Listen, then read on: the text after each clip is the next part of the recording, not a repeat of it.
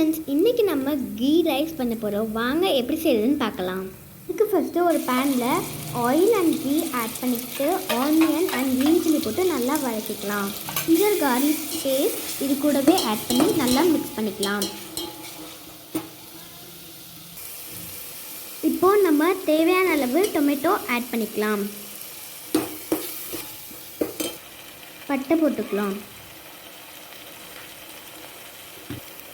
ஏலக்காய் தூள், பிரியாணி எல்லாம் போட்டு நல்லா மிக்ஸ் பண்ணிக்கலாம்.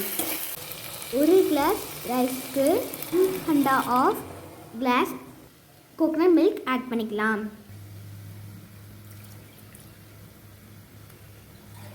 இப்போ இதை நல்லா மிக்ஸ் பண்ணிக்கலாம். இப்போ ரைஸ் ஆட் பண்ணிக்கலாம்.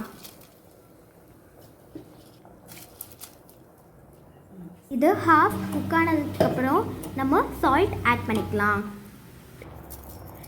இப்படி குக் ஆகி வரணும்.